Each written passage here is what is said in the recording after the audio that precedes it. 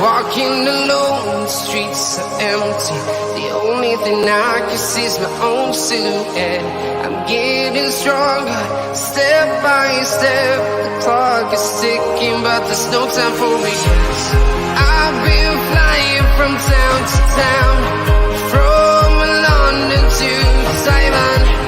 I've been all around the globe, trying to protect your soul. We are heroes tonight.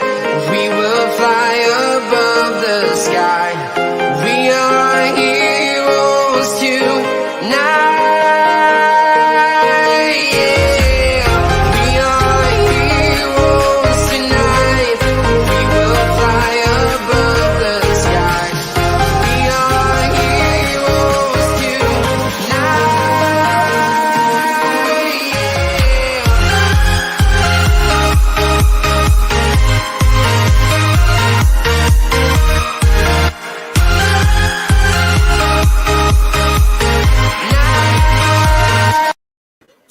Yes, people, welcome back to Let's Talk Premier League. Why is that not straight?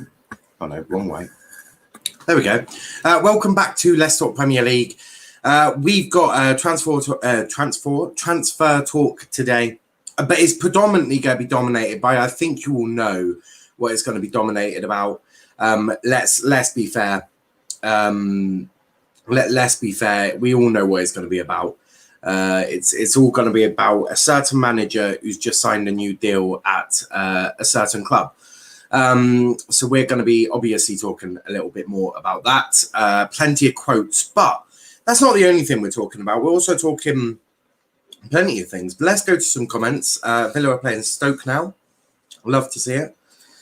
Can't get on Argyle TV, mate, even though I've logged in. I don't think they're streaming it, mate. I don't think they're streaming Argyle versus Tavistock, mate. I just don't. I have an inkling that they're not. It's all the academy kids anyway. I told you it would be. The drip. He's staying. Love to see the Irish colours. Also the colours of Plymouth Argyle. My respect for Noel after wearing the Irish colours has just went up. It's just green. It's just green. I like the green shirt anyway. I do like the green.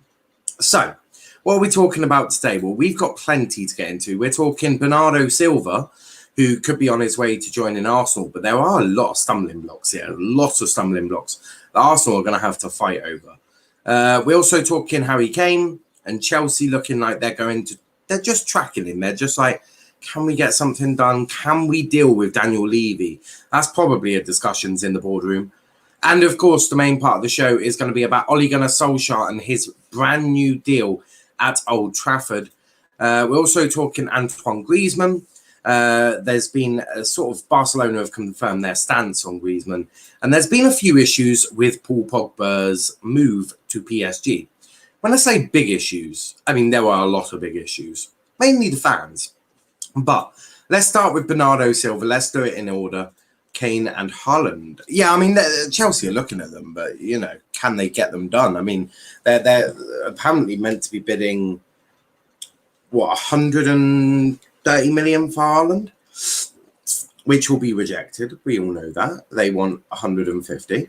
And Dortmund will happily let him go for a lot less next year. It's just how Dortmund work. I mean, they're such a strange club, are Dortmund. They are such a strange club.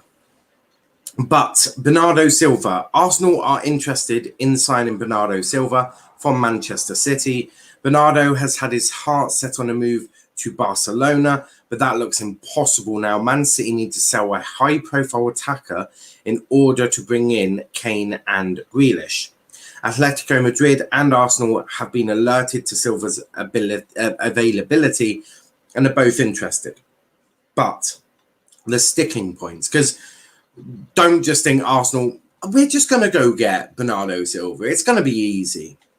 What are the stumbling blocks? Well, number one, it's Arsenal, and I don't mean that disrespectfully. Bernardo Silva has just won multiple Premier League titles with Manchester City. You're going to have to ask him to go to a much less competitive club, and a club that, you know, when we put it sort of bluntly, when we're asking them to compete with Man City, it's virtually impossible. Very, very difficult for them. So you're going to have to convince Bernardo Silva to downgrade to a less competitive team in the same league rather than getting his desired move to Spain. Because don't forget, he wants to go to Barcelona. So not only does he's okay with leaving Man City. He's not got a problem with that. He's probably achieved almost everything he can at Man City, barring maybe an FA Cup and a Champions League. So he's achieved virtually everything he can at City, and there has been that lack of game time for him, and a few others have sort of been mentioned a lot. So you have got that, but he wants to go to Spain. He wants to go to Barcelona. If he can't go to Barcelona, he's probably going to want to go to a team in the Champions League, isn't he? That's going to be how you'd see Bernardo Silva going. He's still a very talented player. Just because he's not going to be at City, it doesn't make him any less talented. He's still a talented player. So you have got that issue. But also the other issue is he's going to want a pay rise. He's going to want his wages increased. That's completely natural for almost everyone who goes to a new deal. So if you sign a new contract, you automatically assume you're going to want a pay rise. So he's already on 150 grand a week. You're going to have to try and up that. You're going to have to maybe push that to 175, 180. So doing that, you're going to have to get rid of some of your salaries that are bringing you down. In terms of Xhaka, but Xhaka to Roma looking promising, and Kolasinac, who I didn't even realise still was at Arsenal. You need to get rid of them to free up that space. So yeah, there's a lot to this that I think is very difficult for Arsenal, but there's a lot to it that I think works quite well. I think they can increase his wage if they get rid of Xhaka and Kolasinac. But I also think the other stumbling block is the biggest stumbling block, which is how do you convince Bernardo Silva to go to Arsenal? Like how? He's just won a Premier League title. He was in a Champions League final. And you're asking him to go to a team with no European football at all. So his most exciting games are going to be FA Cup, Carabao Cup and Premier League. The same as, what is it? 66 other teams, 66 other teams. So 66 teams in the English pyramid in terms of EFL and Premier League. That's the same as what Arsenal have got. They've got exactly the same. Right now, West Ham and Tottenham and Leicester, they're all they're more attractive because of the simple fact that they've got European football. And I think Arsenal fans are underestimating it so much, the lack of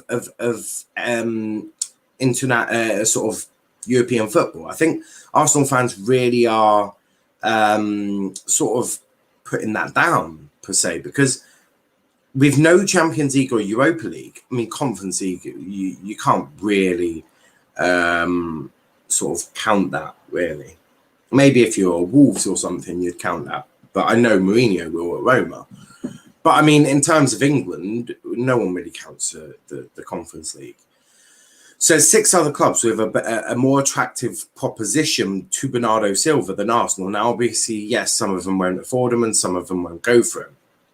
All I'm saying is, in England, there are other teams with more better options, per se, for this season. Long term, yeah, Arsenal could be on the upright. But it's a very strange one. We'll have to wait and see how it goes. DC says, give us Mahrez and 50 million for Grealish. Wow. You've changed your tune. 1-0 United. Congrats, I think they should get a trophy for that. 1-1. Love it. I think Chelsea will get Jimenez. There's been no chat of Jimenez. And to be fair, I think Jimenez will stay at Wolves. I have that feeling. I think all the work that they've done for his recovery, his sort of rehab after that horrific injury he got, I think he'll be loyal this season at a minimum. And see how a new manager does. A new manager might do a great job. You don't know. But yeah, that's that on really Bernardo Silva and all of that. We'll have to wait and see. But Arsenal have definitely got a challenge if they're to try and get him to come to the Emirates. Briefly on Harry Kane and Chelsea. This isn't new information, but I still think it's worth just reiterating it. Chelsea are still monitoring Harry Kane's situation. They could rival Man City for him in the summer if a deal for Erling Haaland begins to look unlikely. Kane is understood to only want to move to Manchester City, though. Obviously, he would have been keen on Manchester United, but they're not going for him. They've got Cavani, they've got Greenwood. Greenwood is better than Kane, and Cavani is better than Kane in terms of what United need right now. You've got a generational talent for the future, and you've got that experienced head who's going to help that generational talent grow. So United are nowhere near this deal, not interested at all. Chelsea are interested, but Harry Kane is not that interested in going to Chelsea. I still think he's going to have some respect towards Tottenham. I think his respect for Daniel Levy is dropping, but I think his respect to the Tottenham fans is still right up there. So you do have that as well. With Harry Kane, I think it's really difficult to see what's going to happen because it's got to be a club in England because Harry Kane wants to stay in England. That has always been what he has said. So you've got to find a club in England that are willing to even come close to the transfer fee that Daniel Levy has set out for Harry Kane. Now, we know that you're going to have to pay over £100 million, closer to the 150 million mark, to get Harry Kane. Now, that only really leaves two teams, one of which is, I was about to say Arsenal then, one of which is not Arsenal, one of which is Man City, and the other is Chelsea. The only two who can afford that, really. I mean, United could if they didn't get Sancho and Varane and Kane was their only bit of business. So you've only got two clubs there because we sure as hell know Liverpool can't. So that does leave you with the two clubs. So you got City and Chelsea. Now, which one does he want to go to? Well, he has stated categorically before that he would love to play with Kevin De Bruyne. So that is really the writing on the wall for me. He's stating a fact. He's saying, I want to play with Kevin De Bruyne. So what's that mean? Well, it means that he wants to go to City. Because guess what? Kevin De Bruyne has just signed a new long-term deal at City last season. City are potentially a more attractive proposition at the moment. A better squad in terms of it. But it is starting to age. You've got Fernandinho, who is getting a bit older. They have obviously rejuvenated with obviously Stones and Diaz at the back. But yeah, it's still getting on a bit. But you could say the same for Chelsea. I mean, obviously you've got Thiago, but then the rest of Chelsea's core is quite young. So you've got two fairly decent in their prime teams. So yeah, I think for this one we'll just really have to wait and see. But I do see him going to City over Chelsea. I just honestly think that. Big up to Wolf in the chat. How are we doing today? How are we doing? A few hellos. But let's talk about the big news. Let's talk about the big news that was put out today, obviously. And I just want to put on record, and I just want to say this. I said the minute you sign Sancho, Ole Gunnar Solskjaer's new contract would be announced with it. And boy, I was right. And people were like, oh, I don't know. No, always going to happen. They wanted to do it after Europa League final, didn't they? But you sort of, we all know what happened there. David De Gea missed a penalty. And Villarreal won the Europa League. So congratulations to Villarreal. I just wanted to chuck that bit out there. I thought it'd be nice to say. But in terms of Ole Gunnar Solskjaer, we always knew that they wanted to announce this with as good news. You couldn't really announce it with sort of clouds over the United fan base, especially after losing the Europa League final. So in terms of this, they had to wait for some good news. That's what they had to do. They found some good news with Sancho. You announced Sancho yesterday. The entire fan base is buzzing. They're jumping up and down with joy. Oh my God, Sancho is here. It's going to be amazing. We're going to win the league, Champions League. Who cares? We've won it. Sort of that sort of mentality within that fan base. That real energy, that positivity around the club. So what do United then want to do? Well, they're like, well, we've got Ole Gunnar Solskjaer's contract. He signed it. It's ready. we need to announce this. Varane's the deal for Varane is quite far away in terms of it. It's not getting done any day soon. And you can't really wait till the start of the season, because if you get off to a bad start, well, how do you announce a new contract if you're sitting 13th or 14th in the Premier League like you were last season? So United had to get this out there at any stage, really, before the start of the season. They had to get it done with that positivity around the club. Here comes Jadon Sancho. He was announced. Ole Gunnar Solskjaer's contract, and I think the key bit, they didn't really wait for a prime time, did they? I mean, normally if you're doing this sort of stuff, you'd wait till around about midday. Everyone's awake, then everyone sort of got up, had their coffees and all of that. Then you put the announcement out, because everyone's starting to look on social media, everyone's interacting. And that's when all the interactions would happen. So you'd want prime time for sort of this announcement. They didn't really wait for prime time, did they? I think it was announced at 11 a.m. Sort of in the morning, really. That's the crack of dawn for me. But I'm a late owl. But no, they had to get this announcement in with some positivity, and they found that with Sancho. So what has Romano said? Romano has said, Ole Gunnar Solskjaer has signed a new contract with Manchester United, agreement reached until June 2024. Solskjaer and Manu also included an option to extend the agreement until June 2025. Official statement confirms. So yeah, it was announced 9 a.m. Well, there you go then. It was announced 9 a.m. for goodness sake. Yeah, so this is what I mean. It's really what I mean. So Solskjaer's announcement is at 9 a.m. when people are still asleep, right? Because you especially on a Saturday, people are definitely going to be asleep at 9 a.m. I doubt, especially summer holidays. So I think it's summer holidays. Correct me if I'm wrong. Is it summer holidays? Are we about to go into summer holidays for you guys? I don't know. Or are we already in it? I don't know. I left school years ago. But yeah, announced at 9 a.m. People still asleep, not prime time, really. And Sancho's was done basically near 1 o'clock. So yeah, that's what I mean. United were very strategic. They obviously had planned this all along. The minute Sancho signs, we'll put his announcement out at 1 p.m. Everyone will be buzzing. That buzzing will carry on through the day, through the night. All the pictures of Sancho were going around social media. Everyone's buzzing, loving to see it. 9 a.m. United just slip it in. They're like, oh yeah, he's got a new deal. Way Sancho. This was the most predictable thing. And I said this ages ago. I always said they were going to announce it with positivity. I said that Sancho was going to come in. And I bet you they slip in Ole Gunnar Solskjaer's new contract.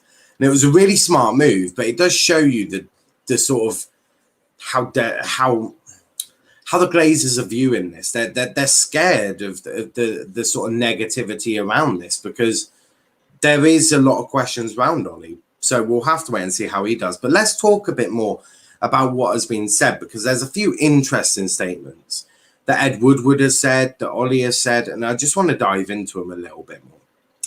So Ed Woodward has said, Ole and his staff have worked tirelessly putting in the foundations in place for long-term success on the pitch. I can agree with that.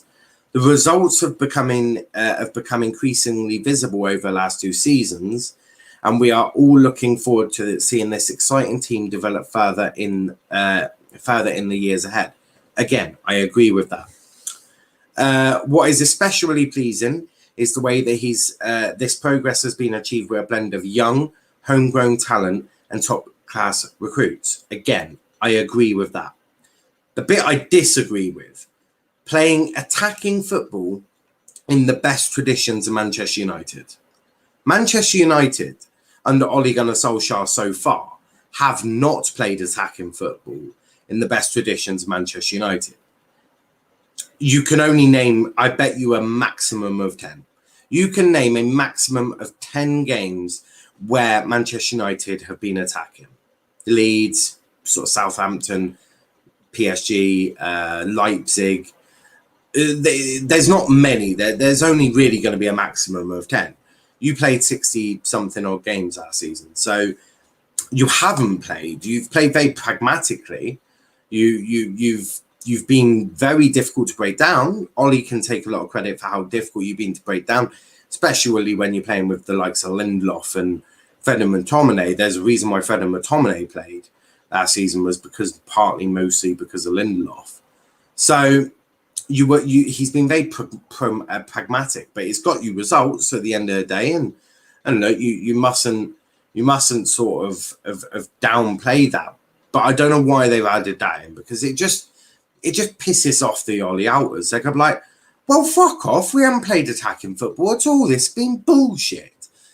And I think you'd even Ollie inners. I bet if I spoke to RJ, who is very much Ollie in, I bet you if I spoke to RJ and said, has Ollie played attacking football in the best traditions Manchester United?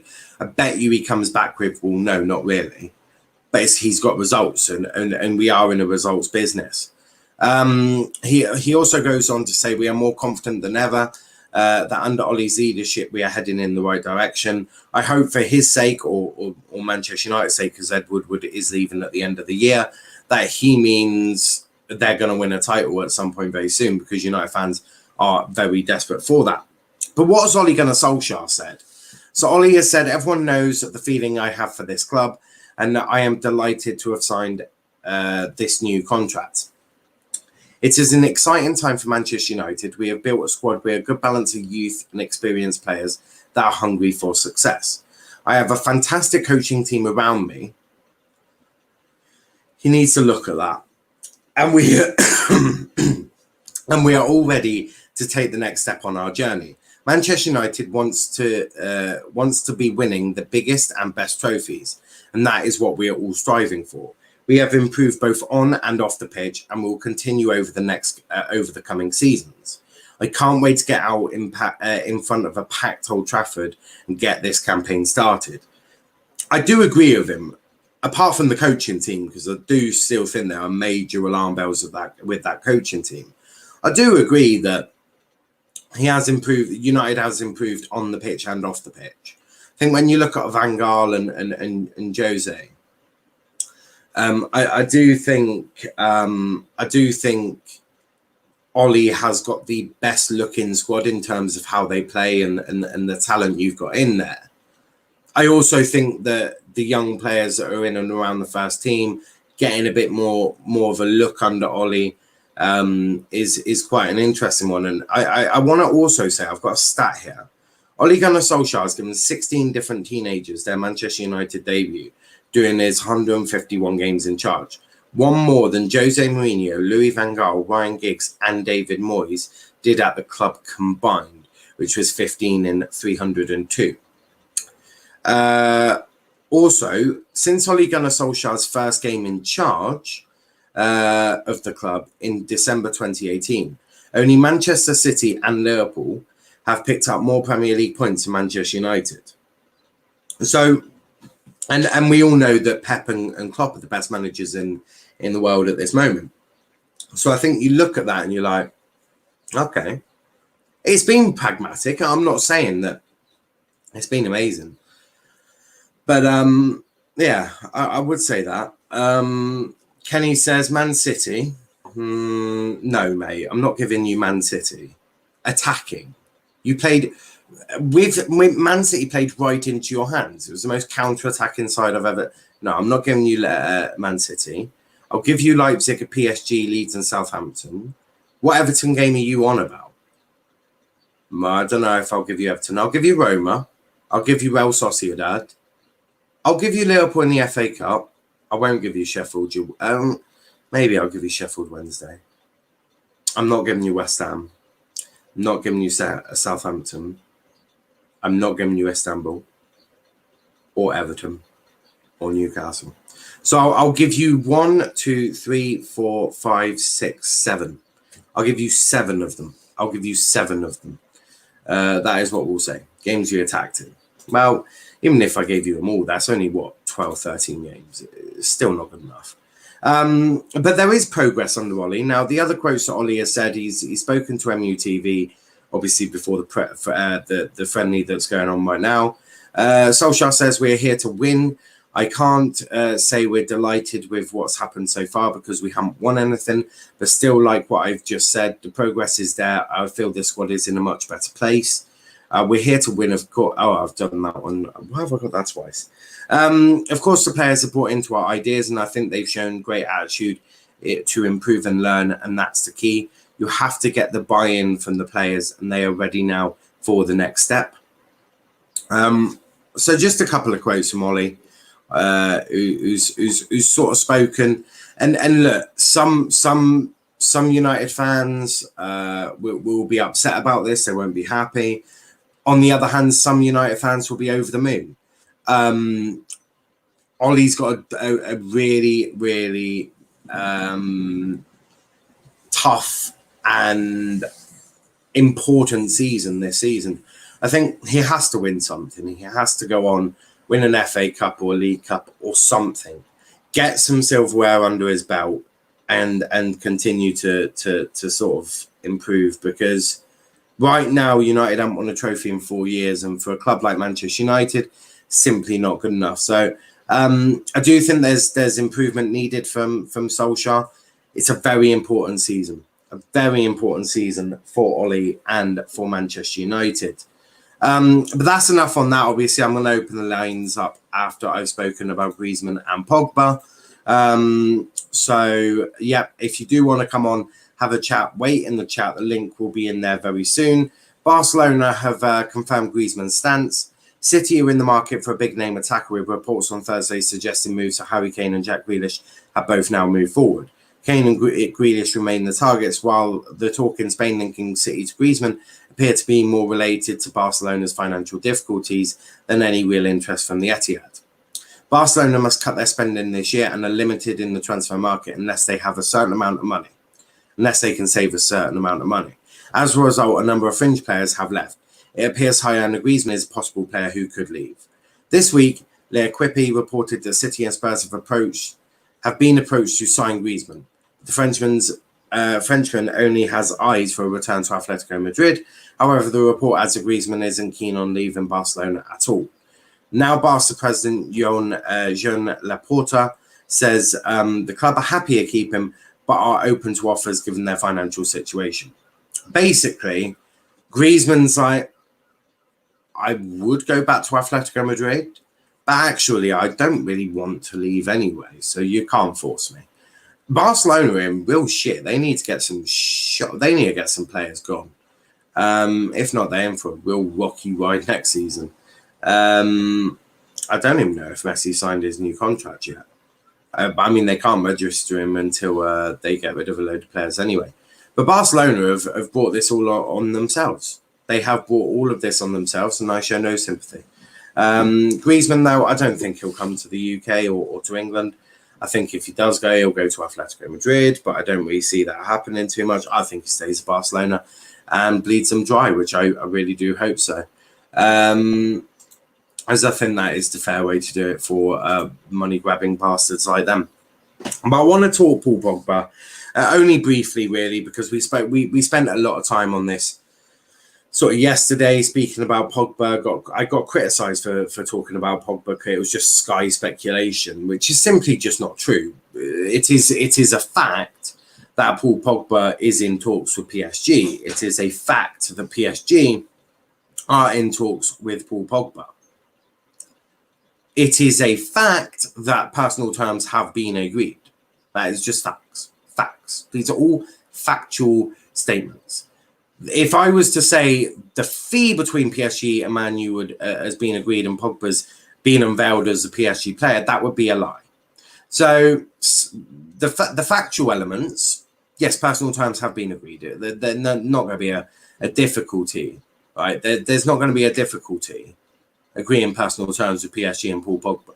PSG have the money, Pogba's going to want money, but all is good. Personal terms are not going to be a problem, right? The problem is going to be obviously in terms of in terms of getting the fee. In terms of getting the fee, That's going to be the only real difficulty. Kenny says personal terms haven't been agreed according to fit. Well, yeah, but they aren't going to be a difficulty. Well, no, because not every club is like Manchester United, Kenny. And I think your club is really fucking dumb and stupid and just a really shit club at the moment. Sorry, I just wanting to say that. But no, difficulty is not going to be, personal terms are not, they're going to be a piece of piss for PSG, to be brutally honest with you. They've got the money. If they want Pogba, they'll just give him what he wants, really. Within reason, of course. Can't wait for the Argyle show once again this week, mate. What's the topics? I haven't sorted out yet, Liam. I will do that probably Tuesday or Monday. But what has been said, well, the PSG fans have sort of had a message to Pogba. They've just put a sign out, and the sign reads, Pogba, you should listen to your mother. She doesn't want you here, neither do we. Now, this isn't the majority of the PSG fan base, but it's a bloody vocal part of it. Very much like the Ollie Out Brigade. It's not the majority of United fans, but it's the fucking vocal part of United fans. So, PSG, their fans, well, the minority anyway, certainly are happy. They're not keen at all on this. So, it's going to be really interesting. It is going to be really interesting how this goes on. I suppose we'll just have to wait and see. It's because Kenny, I'm not a fucking idiot. I know why they don't want him. I'm not an idiot. I have read this, Kenny. You know these? I can read. So I have read why. I'm not a fucking idiot. Right, so just stop acting like you're fucking Fabrizio Romano and calm down. But I think the phrase that the PSG fans have used, which is Pogba, you should listen to your mother, very sort of clear, because look, Paul Pogba is a lot of things, but he loves his family. Right? He does love his family. And sort of saying that is a real clear signal of intent to Paul Pogba in terms of listen to your mother. You shouldn't be here. We don't want you. Very difficult to see how this gets done now. I mean, if the PSG fans fight enough, they'll definitely stop this, but we'll have to wait and see. What I'm going to do is I'm going to put the link into the chat now for anyone to come on and have their say. Obviously, we're talking Solskjaer, Kane, Pogba, Griezmann, and Bernardo Silva. So if anyone does want to come on and chat about any of these, then do click that link and come join us. But also big up to Zachary. How's it going? It's all good. It's all good over here. As I just checked Twitter. I should probably have that open now. There we go. Love it when I'll go put out tweets. Best be winning. But yeah, I'll go fucking playing slowly today. Oh, still 0-0. Unbelievable. Still 0-0.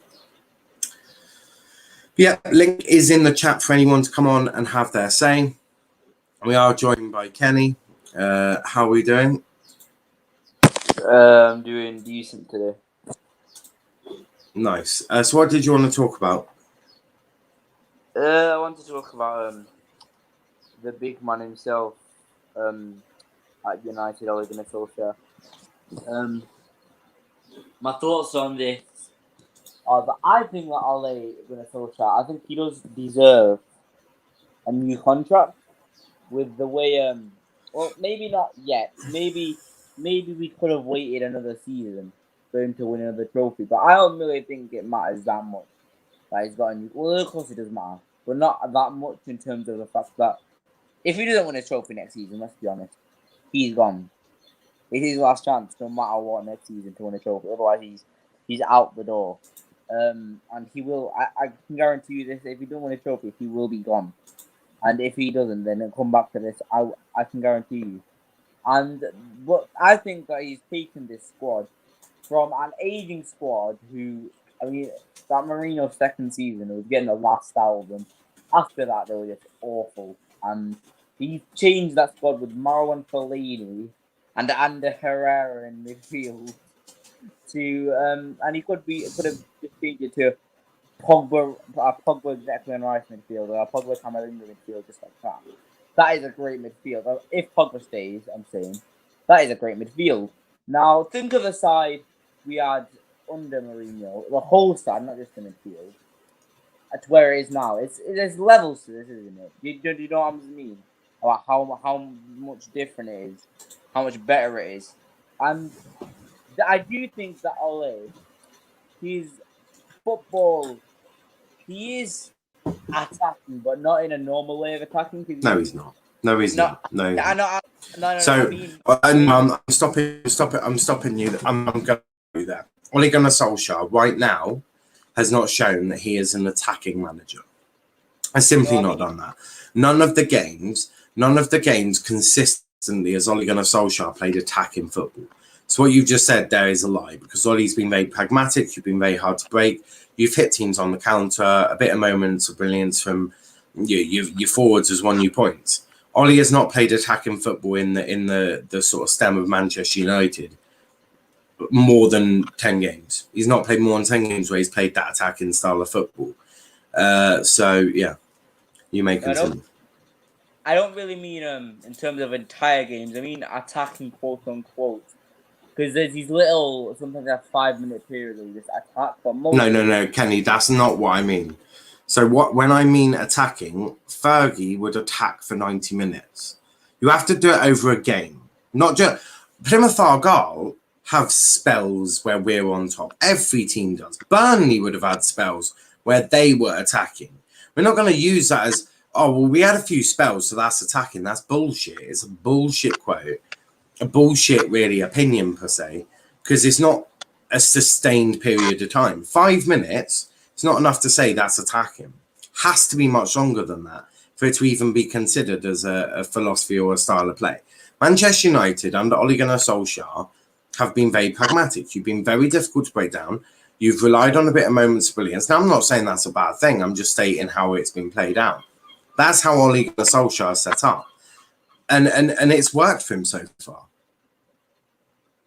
I was going to go on to the point of his counter-attacking, which, to be honest, you can clearly see in the players he's got. The Rashfords, the Sanchos. You can clearly see in his starting 11, he picks a lot of pacey players to implement that counter-attacking style. And it's very quick moving, and it was much better than it was a few years ago in the Mourinho. The only problem with Ole, of course, is that trophy drought that he's not undergone the whole of it. I'm not having this 4 years with Ole, no trophies. No, it's 2 years, no trophies.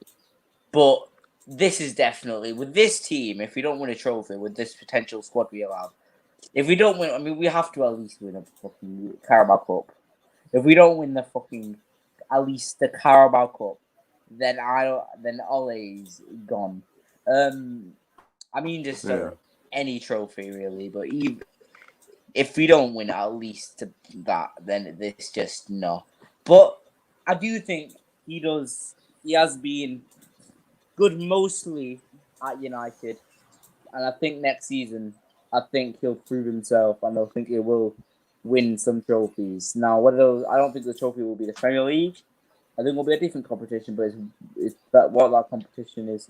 And yeah, I think he has had a good spell at United as a manager, and I think I'm happy. I'm not really that emotional either way, but I am happy in the new contract. I do think he does deserve it.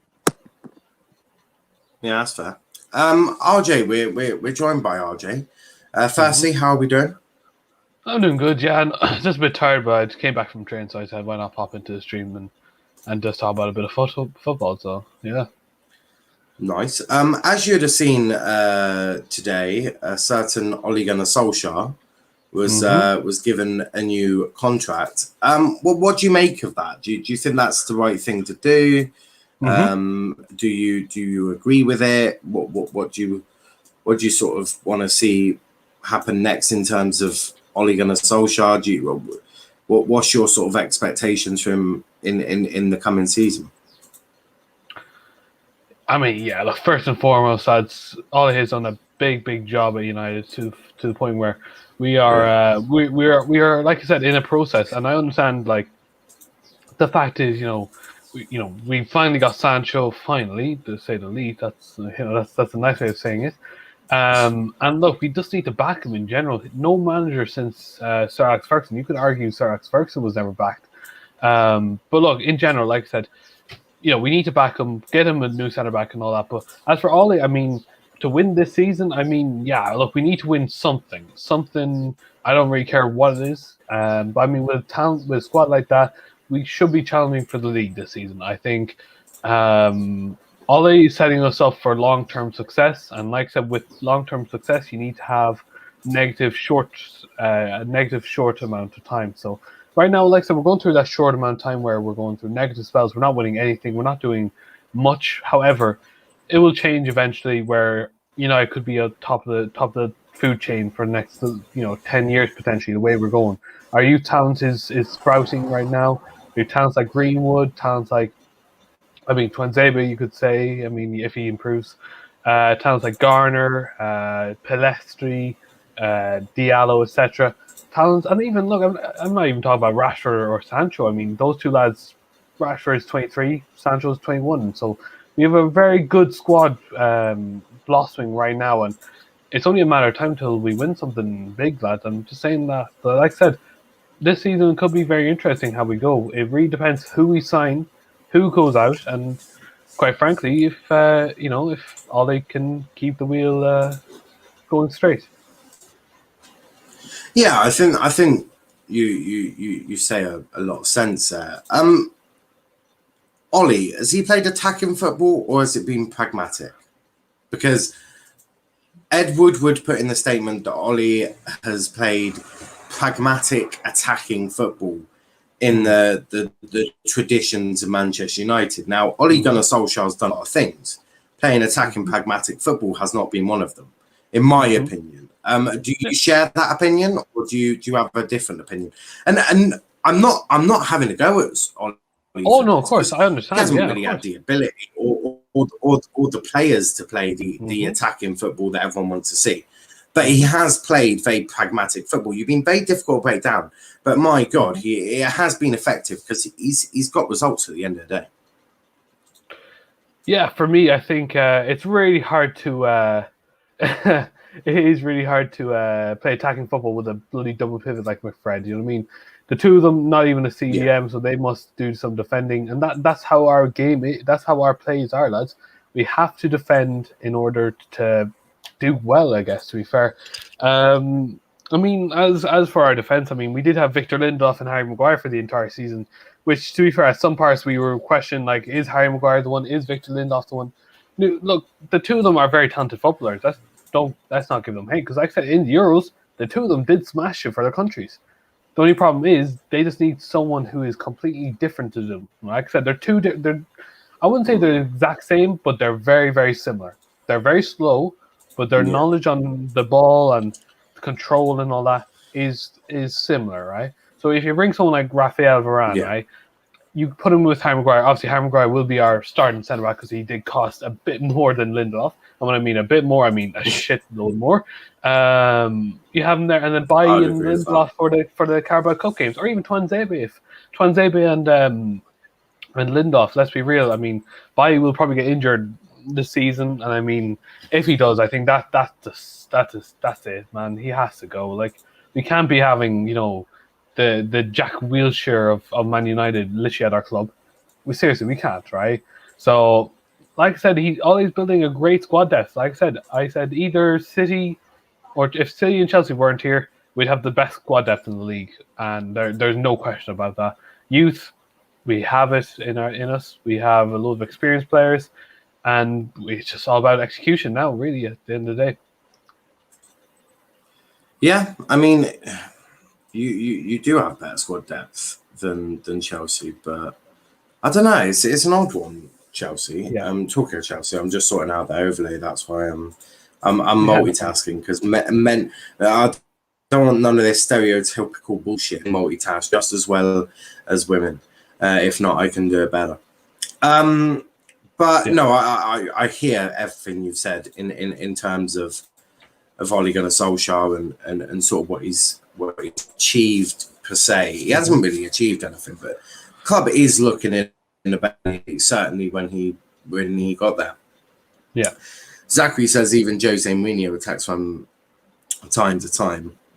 Yeah, Kenny, telling me that Ollie had 5 minute spells of attacking was arguably the dumbest response. No, I meant that there's sometimes when we go behind in games, we do go more attacking. Yeah, but that's not attacking free-flowing football. That's not attacking. That's literally panic and pray for that we actually get a goal. Yeah. That's simple as that. That's how we played last season. When we went 1-0 down, especially look at the game against West Ham. We brought in Bruno Fernandes and bloody Luke Shaw, and then the whole game changed because, newsflash, we were panicking and we had to say, fuck it, we had to go with our best squad. All right? Simple as that. That's how it is. So, you know, and I don't really mind. I mean, look, a win is a win at the end of the day, lads. Do you mean? So, and like I said, we need to consecutively get wins. One thing I do want to see next season is that less draws against the Big Six. I do think we have the squad to beat every team. Do you know what I mean? So, I genuinely do. I didn't think it would be the Big Six you had the issue with. I thought it would have been the draws against West Brom and the defeat to Sheffield United and the draw to Everton. I mean, draws against the Big Six probably don't matter that much because no one's really gained an advantage on either side. Whereas when you're playing against a West Brom or a Sheffield United or an Everton, you've just dropped points to your rivals who you'd assume are going to pick up them points. So that's the only thing I would say around that. Yeah, I mean, like you said, that Sheffield United one did sting for all the United fans. And I mean, look, like I said, we've had some really good plays. Like I said, when we played Man City, Luke Shaw getting the second goal, that was a piece of art what we did there. I mean, double pivot actually worked there.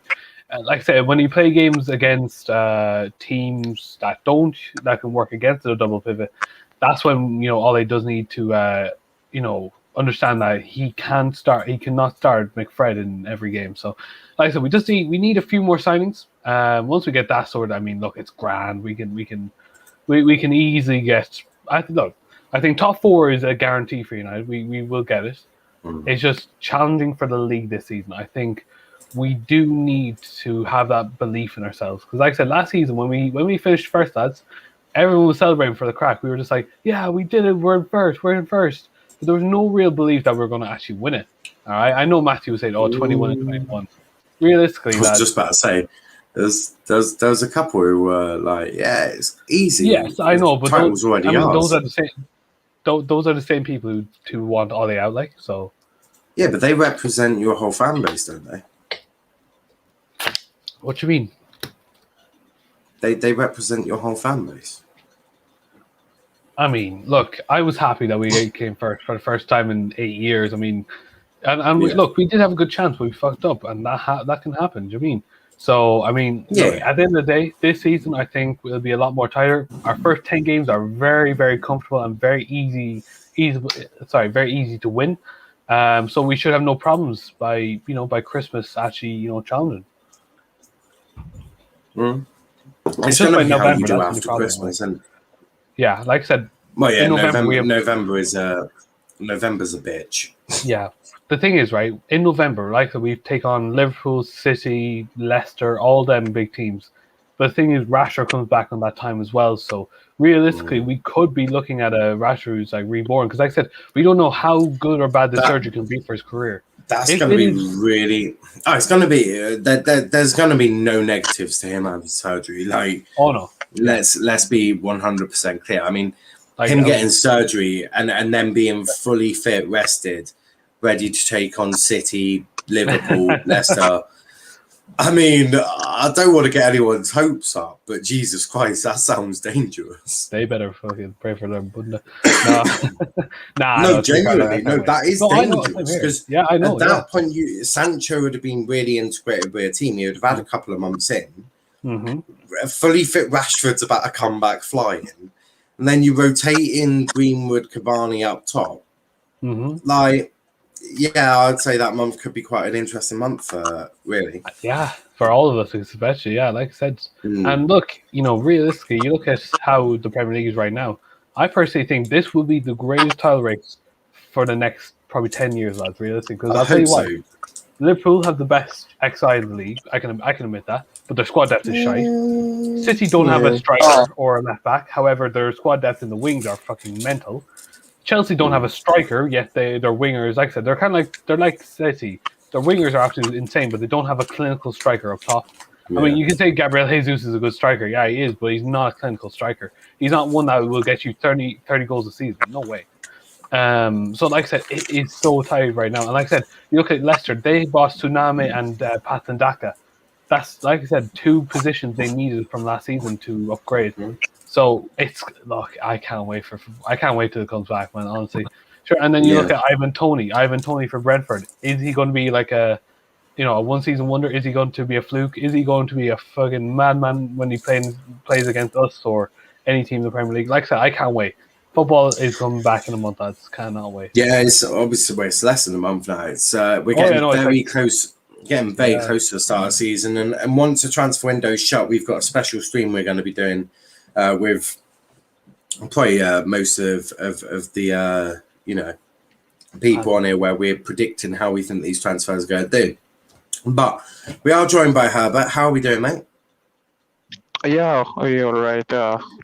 I mean, listen, about Ollie's new contract, it was obviously he's going to get a contract anyways. That's how United work. I'm not sure it's the best thing. Obviously, I don't want him at the club, but again, I mean, it's no point wanting him out just after he's got a new contract. So you might as well give him, all the players. He has spent touching to $500 million now. So you can't have any more excuses. That's the only good thing. You can't say that I don't have this, I don't have that. Now you have everything. Top 4 is almost guaranteed now. You can't be fighting for top 4 in the month of January. So that's there. And obviously for me, the expectations or the ambitions should be more than 80 points and a trophy and some good, decent run in the Champions League, maybe towards the last 8. So, I mean, come on, that's a respectable. You can get that. It's not like, but again, depends on the coaching. I agree with that. Just in this time, the league's gonna be tougher. So we are pretty much rolling both the North London clubs, I guess, Arsenal and Tottenham, because with Kane's future still in doubt, I don't see how they are going to break into the top 6, let alone the top 4. Yeah. Rachel, someone who I've spoken to a few times from the First XI, summarised it perfectly. Right? Perfectly. If you don't rate Ole Gunnar Solskjaer, and you don't have to. You don't have to. I mean, even I'm starting to get some doubts, but I'm not a United fan. And she said, personally, I don't think Ole is good enough at the moment. However, I won't cry and hope he fails so I can tell others I told you so. I hope he proves me wrong because that can only be good for Manchester United. Looking forward to the next season. And that is absolutely perfect. Even if you don't rate Ole, you want Ole to succeed because with him succeeding, it makes you successful. So I think it's very dumb, and you will get people, most likely Johnny, saying, oh, well, I told you so. It doesn't really help because what do you achieve by saying I told you so? Because people won't respect you any more than they already don't. And most people just laugh at you. Let's be fair. It's such a strange way of looking at it because what do you achieve? It's just like I'm watching Dan James right now. We're playing QPR and he's still shit. I mean, if suddenly Dan James becomes like an Mbappe and he's like, sits me down and says, take the L, more than happy to, because that means my club is getting better. But, it's one thing you're wanting Ole to fail. I don't think that should be, because then you are wanting the club to fail. So if Ole is winning and the club is winning, it's better we take the L and be happy and content that we are winning stuff. Yeah, and I don't think anyone. Before we go to RJ, because I think he just got a bit upset when you spoke about Dan James in such a negative way, because this man thinks he's better than fucking Neymar. But no, I do hear you. It is a strange one. But yeah, RJ, what did you want to say about Dan James being better than Neymar? I mean, to be fair, he probably has a better, better physical stature than Neymar. I mean, Neymar goes down like a slight touch. You'd have to get a sheep. I don't know about you, but Dan James does get pushed off the ball almost every time he runs. Obviously, but look, you look at the size of him. He gives more of a fight than bloody fucking Neymar, who definitely looks like more of a part. But no, look, what I would say about Dan James is, look, the kid, he's still a kid, lads. Realistically, he still has a lot to learn. He's 24. Okay, still, like I said, the same age as Rashi. Rashi's younger, but anyway, we're not going to talk about that. You don't really want to get into that debate, then, do you? No, look, listen. This is what I would say about Dan James. I think the best thing for us to do is sell him. I would say loan him. I think loan him for this season. Send him to Bielsa. Hope he does a Lingard and has an incredible season, so you can sell him for 30-odd million. No, I think we keep Lingard as well, but we're not going to talk about that because, like I said, I'd probably kill you with boredom. No, but in general, look, this is what I will tell you is Jesus. The United show is going to be it. The United show that next week's going to be bloody interesting. Yeah, look. Do I think Dan James is a proper United player? No, but as a substitute, do I think he's a really good substitute? Yes, because like I said, let him run for 10 minutes and he will drain that opposition. Tire himself out. Well, 10 minutes. Come on, he can run for 10 minutes. The thing is, him, Scott McTominay, and Fred are all very similar. They're all just dogs. They're all just dogs that run. I've used this analogy before. They just run. They've got about as much technical ability as fucking Peter Crouch. They've got Peter Crouch technical ability, but they've got the fucking speed of Usain Bolt.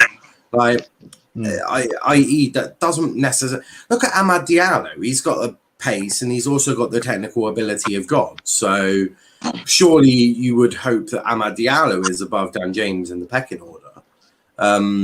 You'd probably also say Elanga and Poychotiri is ahead of Dan James, just in able to actually kick the ball. What?